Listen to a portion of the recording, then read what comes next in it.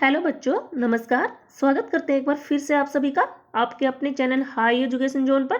और आज हम फिर से आप सबके लिए इंडिया जीके की सीरीज लेके आए हैं।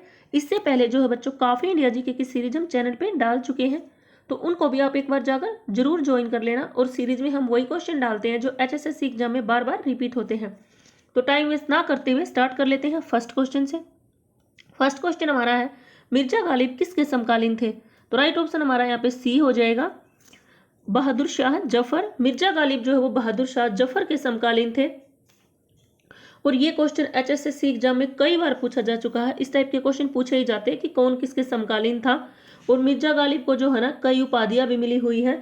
एक तो इनको जो है दबीर उल मुल्क की उपाधि दी गई थी, दबीर उल मुल्क। और दूसरी उपाधि इनको दी गई थी मिर्जा नौशा की, मिर्जा नौशा। और तीसरी उपाधि इनको दी गई थी नजम उद दौला, नजम उद दौला। एक बार फिर से बता देती हूँ इनकी तीनों उपाधियां। एक तो इनको मिर्जा नौशा की उपाधि दी गई थी, दूसरी दबीर उल मुल्क की दी गई थी, और तीसरी नजम उद दौला। पूछा जा सकता है आगे एग्जाम में कि मिर्जा गालिब को जो है कौन कौन सी उपाधियां मिली थी। नेक्स्ट क्वेश्चन है, दिल्ली सल्तनत पर बैठने वाला एकमात्र हिंदू से परिवर्तित मुसलमान व्यक्ति कौन था? तो यहाँ पे हमारा राइट ऑप्शन हो जाएगा ए, नसीरुद्दीन खुसरो शाह है। नसीरुद्दीन खुसरो शाह जो है एकमात्र हिंदू से परिवर्तित मुसलमान व्यक्ति था जो दिल्ली सल्तनत की गद्दी पर बैठा था। यानी कि ये पहले जो है हिंदू था और फिर इसने अपना धर्म परिवर्तन कर लिया था और फिर ये मुसलमान बन गया था। और मुबारक शाह कौन था? तो खिलजी वंश का अंतिम जो है शासक वो कौन था? मुबारक शाह था। इसका पूरा नाम मैंने यहाँ नहीं लिखा है, इसका पूरा नाम है कुतुबुद्दीन मुबारक शाह है। कुतुबुद्दीन मुबारक शाह जो है खिलजी वंश के अंतिम शासक थे। और जो है ना ये नसीरुद्दीन खुसरो जो है ना ये इसका मंत्री था। नसीरुद्दीन खुसरो शाह जो है कुतुबुद्दीन मुबारक शाह का प्रधानमंत्री होता था, मंत्री था ये इसका। और मुबारक शाह कौन थे? खिलजी वंश के अंतिम शासक थे। नेक्स्ट क्वेश्चन है, कंप्यूटर के किस डिवाइस को point and dry device computer के किस डिवाइस को पॉइंट एंड ड्रा डिवाइस भी कहते हैं? तो राइट ऑप्शन हमारे यहाँ पे डी हो जाएगा, माउस। माउस को जो है पॉइंट एंड ड्रा डिवाइस भी कहते हैं। नेक्स्ट क्वेश्चन है, कंप्यूटर यूजर की वैधता की पहचान करने वाली पद्धति को क्या कहा जाता है? तो हमारा राइट ऑप्शन यहाँ पे बी हो जाएगा, ऑथेंटिकेशन। कंप्यूटर यूजर की वैधता की पहचान करने वाली पद्धति जो है वो ऑथेंटिकेशन कहलाती है। पूछा हुआ क्वेश्चन है ये HSSC एग्जाम में। नेक्स्ट क्वेश्चन है, जीवन चक्र की वृद्धि से पौधे का सबसे महत्वपूर्ण अंग है? तो यहाँ पे हमारा राइट ऑप्शन डी हो जाएगा, पुष्प, फूल यानी कि फ्लावर। कुछ बच्चे इसका आंसर जड़ लगाते हैं जो कि गलत है। सोचते हैं कि पेड़ जो है वो जड़ पेटी का होता है और फिर उसकी वृद्धि होती है, लेकिन यहाँ पे बात जो है ना बढ़ने की नहीं वृद्धि की हो रही है। वृद्धि यानी कि प्रजनन की बात हो रही है यहाँ पे। यानी कि पुष्प जो होता है, पुष्प से बीज बनता है और फिर बीज से जो है नए पौधे का विकास होता है या फिर नए पौधे का जन्म होता है। तो वृद्धि किससे हो रही है? तो पुष्प से ही हो रही है। नेक्स्ट क्वेश्चन है, ज्वालामुखी रिंग ऑफ फायर या घेरा किस महाद्वीप को कहते हैं? तो राइट ऑप्शन हमारा यहाँ पे बी हो जाएगा, प्रशांत महासागर। प्रशांत महासागर को जो है रिंग ऑफ फायर या घेरा कहा जाता है, क्योंकि इसकी जो इस प्रशांत महासागर की जो ये संरचना है ना वो इस प्रकार से है, कांटेदार। और जो है ना फिर बहुत सारी प्लेटें यहाँ पे, बड़ी बड़ी प्लेटें जो है यहाँ पे आके मिलती हैं इसके तट पे। तो प्लेट जहाँ पे ज्यादा मिलती है ना वहाँ यहाँ पे ज्यादा बड़ी बड़ी प्लेटें आपस में मिलती हैं जमीन के अंदर। तो जहाँ पे ज्यादा प्लेटें होंगी तो वहाँ पे प्लेटें टकराए भी ज्यादा होंगी, खिसक भी जाती हैं, प्लेटें टूट भी जाती हैं। प्लेटें टूटने से या खिसकने से आपस में टकराने से ही जो है भूकंप आते हैं। तो इसीलिए बोलते हैं ना कि प्रशांत महासागर में सबसे ज्यादा भूकंप आते हैं। तो वो इसीलिए आते हैं, यहाँ पे बड़ी बड़ी प्लेटें आपस में आके मिलती हैं और ज्वालामुखी उद्गार भी यहीं पे होते हैं। और अगर देश की बात करें तो सबसे ज्यादा भूकंप जो है वो जापान में आते हैं, क्योंकि प्रशांत महासागर में ही है वो। और नेक्स्ट क्वेश्चन है, इनमें से कौन सा पक्षी प्रवासी पक्षी है?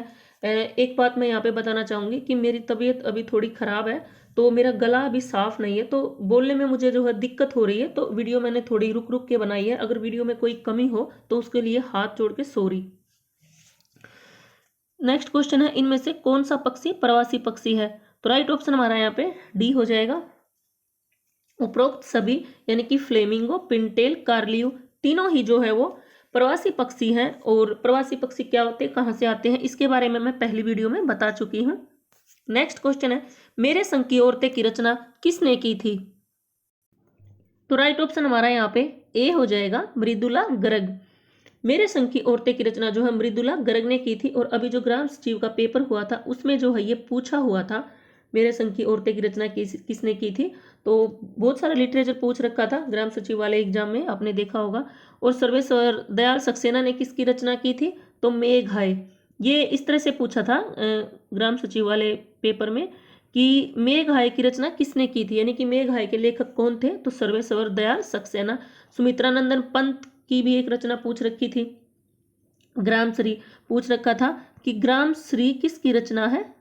ग्राम श्री के लेखक कौन है? तो सुमित्रानंदन पंत हैं ग्राम श्री के लेखक। और बेबी हालदार की भी एक पूछी हुई थी, आलो अंधारी।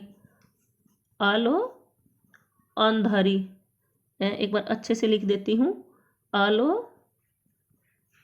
आलो अंधारी। तो पूछा हुआ था कि आलो अंधारी के लेखक कौन है? तो आलो अंधारी के लेखक जो है वो बेबी हालदार हैं। और ग्राम श्री के सुमित्रानंदन पंत, मेरे संग की औरतें मृदुला गर्ग और सर्वेश्वर सक्सेना ने जो है मेघाय की रचना की थी। मेघाय के लेखक कौन है? सर्वेश्वर। ये वैसे तो इन जो ये जितने भी रचनाकार है, सुमित्रानंदन पंत, बेबी हालदार, इन्होंने जो है बहुत सारे विधाओं का लेखन किया है। लेकिन यहाँ पे मैंने सिर्फ वो डाला जो ग्राम सचिव वाले एग्जाम में जो पूछे हुए क्वेश्चन है, सिर्फ मैंने वो बताया यहाँ पे। नेक्स्ट क्वेश्चन है, लोरेंज वक्र क्या दर्शाता है? तो राइट ऑप्शन हमारा यहाँ पे ए हो जाएगा, आय वितरण। लोरेंज वक्र जो है वो आय वितरण को दर्शाता है। इसको जो है ना लोरेंज वो भी कहा जाता है, लोरेंज कर्व भी इसको बोला जाता है, लोरेंज कर्व भी इसको बोला जाता है। नेक्स्ट क्वेश्चन है, बरवे रामायण किसकी रचना है? तो राइट ऑप्शन हमारा यहाँ पे हो जाएगा डी, तुलसीदास। बरवे रामायण जो है वो तुलसीदास की रचना है। HSSC एग्जाम में बहुत बार रिपीट होती रहती है कि बरवे रामायण किसकी रचना है? तो तुलसीदास की रचना है। इंपॉर्टेंट क्वेश्चन है। नेक्स्ट है, MS वर्ड में स्पेलिंग चेक करने के लिए किस प्रोग्राम का इस्तेमाल होता है? तो यहाँ पे हमारा राइट ऑप्शन सी हो जाएगा, ए और बी दोनों। स्पेल चेक, MS वर्ड में स्पेलिंग चेक करने के लिए किस प्रोग्राम का इस्तेमाल किया जाता है? तो स्पेल चेक का किया जाता है, स्पेल चेक। यहाँ पे मैंने हिंदी में लिख दिया, यहाँ पे इंग्लिश में है, दोनों एक ही। इसमें क्या होता है ना, जब हम MS वर्ड में जब कंप्यूटर में हमसे स्पेलिंग में मिस्टेक होती है ना, तो एक रेड लाइन आती है, स्पेलिंग जब हमसे मिस्टेक होती है। और जो है ना, अगर कई बार ये होता है, अगर ग्रामर में गलती हो जाती है, जैसे स्पेलिंग मिस्टेक में गलती होगी तो रेड लाइन आ जाती है, और अगर ग्रामर में कोई गलती होगी तो फिर कौन सी लाइन आती है? तो फिर ब्लू लाइन आती है, ब्लू लाइन आ जाती है इसमें। नेक्स्ट क्वेश्चन है, संसार का सबसे बड़ा पुष्प कौन सा है? तो राइट ऑप्शन हमारा सी हो जाएगा, रैफ्लेशिया। संसार का सबसे बड़ा पुष्प जो है वो रैफ्लेशिया कहलाएगा। कमल नहीं होगा आंसर। कहीं कोई सोचे कि कमल में तो विष्णु विराजमान है, ब्रह्मा बैठे रहते हैं, तो कमल बहुत बड़ा है, नहीं। संसार का सबसे बड़ा पुष्प यानी कि फूल जो है वो रैफ्लेशिया है। और अगर इसके व्यास की बात करें तो 1 मीटर के लगभग इसका व्यास होता है। व्यास यानी कि डायमीटर की मैं बात कर रही हूँ यहाँ पे। और इसका भार कितना होता है, यानी कि इसका वजन कितना होता है? तो 8 किलोमीटर के 8 किलोमीटर नहीं, 8 किलोग्राम के लगभग जो है रैफ्लेशिया पुष्प का वजन होता है। नेक्स्ट क्वेश्चन है, निम्नलिखित में से किसने तीनों गोलमेज सम्मेलनों में भाग लिया था? तो यहाँ पे हमारा राइट ऑप्शन डी हो जाएगा, भीमराव अंबेडकर। तीनों गोलमेज सम्मेलनों में जो है भीमराव अंबेडकर ने भाग लिया था। और गांधी ने है ना सिर्फ दूसरे गोलमेज सम्मेलन में भाग लिया था। और पहला गोलमेज सम्मेलन जो है 1930 में हुआ था, दूसरा 1931 में, और तीसरा 1932 में हुआ था। और तीनों गोलमेज सम्मेलनों का आयोजन कहाँ पे हुआ था? तो लंदन में हुआ था। लंदन में जो है तीनों गोलमेज सम्मेलनों का आयोजन हुआ था। नेक्स्ट क्वेश्चन है, ज्वालामुखी के कप के आकार को क्या कहते हैं? तो राइट ऑप्शन हमारा यहाँ पे हो जाएगा ए, क्रेटर। ज्वालामुखी के कप के आकार को जो है क्रेटर कहा जाता है। यानी कि जो कप का आकार जो ऊपर से शंकु जैसा उसका मुंह होता है ना, जब वो उसका मुख जब होता है शंकु जैसा, तो उसको जो है क्रेटर कहते हैं। और जब उसका वो जो मुख है ना, वो क्रेटर, वो जब ज्यादा खुल जाता है ना उसका, यानी कि वो मुख जो उसका है वो बड़ा हो जाता है, ज्वालामुखी का मुख जब बड़ा कढ़ाई जैसा हो जाता है तो फिर उसको क्या कहेंगे, कालडेरा। यानी कि जब उसका कप जैसा आकार था ना उस शंकु का, उसके मुख का, ज्वालामुखी का, तो वो क्रेटर कहलाएगा। और जब कढ़ाई जैसा उसका आकार हो जाता है, यानी कि चौड़ा हो जाता है, खुल जाता है उसका, तो जब कालडेरा कहलाता है। और अधिगम के अंदर, उद्गम के अंदर क्या, उद्गम के अंदर होता है भूकंप, जमीन के अंदर जहाँ से भूकंप चलता है, यानी कि जहाँ से उसकी शुरुआत होती है, उद्गम होती है, उसको उद्गम के अंदर कहते हैं। और फिर जमीन पे जब वो सबसे पहले जिस जगह पे आता है वो अधिगम के अंदर है। और भूकंप के बारे में, उद्गम के अंदर के बारे में, इन सब के बारे में मैं डिटेल में बहुत अच्छे से समझा चुकी हूँ। पहले जो मेरी शुरुआत से वीडियो देखते हैं उनको पता होगा। नेक्स्ट क्वेश्चन है, बाजीराव प्रथम किसके पुत्र थे? तो यहाँ पे हमारा राइट ऑप्शन हो जाएगा ए, पेशवा बालाजी विश्वनाथ। पेशवा बालाजी विश्वनाथ जो है बाजीराव प्रथम के पिता थे। और बाजीराव प्रथम को और भी नामों से जाना जाता था। तो बाजीराव बल्लाल जो है ना, ये भी बाजीराव प्रथम का ही नाम था। बाजीराव प्रथम को बाजीराव बल्लाल के नाम से भी जानते हैं। और थोरले बाजीराव भी जो है बाजीराव प्रथम को ही कहते हैं। थोरले बाजीराव किसको कहते हैं? बाजीराव प्रथम को। एक बार पूछ लिया गया था कि थोरले बाजीराव के नाम से किसको जानते हैं, किसका नाम है ये, तो बाजीराव प्रथम को ही जो हम थोरले बाजीराव, बाजीराव प्रथम का ही नाम जो है थोरले बाजीराव है। और पेशवा बालाजी विश्वनाथ के ये पुत्र थे। और इनकी माता की बात करें कि बाजीराव प्रथम की माता का क्या नाम था, तो राधाबाई इनकी माता का नाम था। नेक्स्ट क्वेश्चन है, शिवाजी के पिता का क्या नाम था? तो यहाँ पे हमारा राइट ऑप्शन ए हो जाएगा, शाहजी। शिवाजी के पिता का नाम शाहजी था। और इनकी माता की बात करें तो शिवाजी की माता का नाम जीजाबाई था। कोंडदेव कौन थे? तो कोंडदेव जो है वो शिवाजी के दादा का नाम था। ये क्वेश्चन पूछा हुआ है एचएसएससी एग्जाम के द्वारा, कि एचएसएससी एग्जाम में पूछा हुआ क्वेश्चन है ये कि कोंडदेव कौन थे? तो कोंडदेव जो है वो शिवाजी के दादा थे।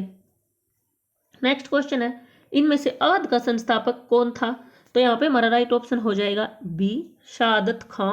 अवध का संस्थापक जो है वो शहादत खां था। और एक बार इसका पूरा नाम एग्जाम में पूछ लिया गया था।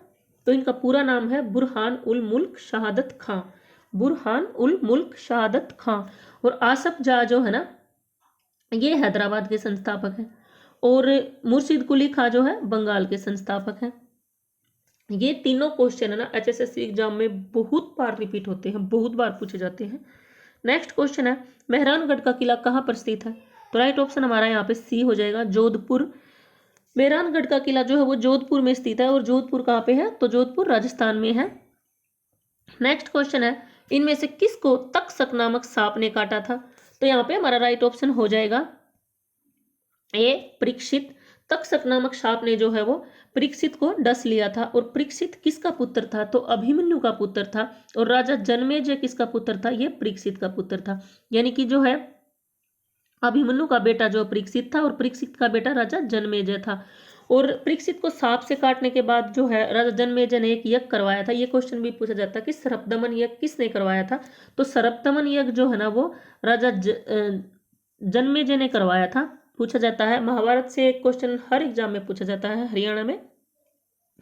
और राजा जन्मेजय ने सर्पदमन यज्ञ करवाया था। और सफीदों का पुराना नाम क्या है? तो सफीदों का पुराना नाम भी जो है सर्पदमन है। और सफीदों कहाँ पे रहेगा? तो जींद में जो है सफीदों है। और मैं फिर से एक बार आपसे ये कह रही हूँ कि वीडियो मैंने रुक रुक के बनाई है, क्योंकि बोलने में मुझे दिक्कत हो रही है, मुझसे बोला नहीं जा रहा है। तो अगर वीडियो में कोई कमी हो तो उसके लिए सॉरी, हाथ जोड़ के उसके लिए सॉरी बोलती हूँ। नेक्स्ट क्वेश्चन है, क्लोरोफिल में कौन सा धातु आयन पाया जाता है? तो राइट ऑप्शन हमारा यहाँ पे हो जाएगा डी, मैग्नीशियम। क्लोरोफिल में जो है मैग्नीशियम आयन पाया जाता है। जैसे हमारे शरीर में जब ब्लड की कमी हो जाती है तो हम क्या लेते हैं? आयरन लेते हैं। यानी कि ब्लड का आयन कौन है? आयरन। तो इसी तरह जो है क्लोरोफिल का आयन है मैग्नीशियम। और पौधों में का हरा रंग किस कारण से होता है? तो क्लोरोफिल के कारण होता है। ये क्वेश्चन भी पूछा जाता है, इजी है बट बहुत बार पूछा जाता है। और ब्लड का कलर जो है रेड क्यों होता है? तो वो हीमोग्लोबिन के कारण होता है। नेक्स्ट क्वेश्चन है, राष्ट्रमंडल खेलों की मेजबानी भारत ने कितनी बार की है? तो यहाँ पे हमारा राइट ऑप्शन हो जाएगा ए, एक बार। एक बार जो है भारत ने राष्ट्रमंडल खेलों की मेजबानी की है। और यहाँ से एक क्वेश्चन ये भी पूछा जाता है कि जब भारत ने राष्ट्रमंडल खेलों की मेजबानी की थी 2010 में, तो उस टाइम जो है खेल मंत्री कौन थे? तो सुरेश कलमाड़ी जो है उस टाइम पे खेल मंत्री थे सुरेश कलमाड़ी। बहुत बड़ा घोटाला भी हुआ था उस इस राष्ट्रमंडल खेलों में। और जो है ना कॉमनवेल्थ गेम किसको कहते हैं, तो राष्ट्रमंडल को ही जो है ना राष्ट्रमंडल खेलों को ही जो है कॉमनवेल्थ गेम कहते हैं। नेक्स्ट क्वेश्चन है कॉमनवेल्थ खेलों की शुरुआत कब हुई थी, तो यहाँ पे हमारा राइट ऑप्शन हो जाएगा सी 1930। 1930 में जो है कॉमनवेल्थ खेलों की शुरुआत हुई थी। और कहाँ पर हुई थी, तो हेमिल्टन में हुई थी, हेमिल्टन में। और हेमिल्टन कहाँ पे है, तो हेमिल्टन जो है वो कनाडा में है। और एक क्वेश्चन ये भी पूछा जाता है कि भारत ने कॉमनवेल्थ खेलों में सबसे पहले कब भाग लिया था, तो पहली बार जो है भारत ने 1934 में जो है कॉमनवेल्थ गेमों में भाग लिया था। नेक्स्ट क्वेश्चन है हाल ही में किन दो देशों के बीच युद्ध शुरू हुआ है, तो राइट ऑप्शन हमारा यहाँ पे ए हो जाएगा। ए हमारा राइट ऑप्शन हो जाएगा यहाँ पे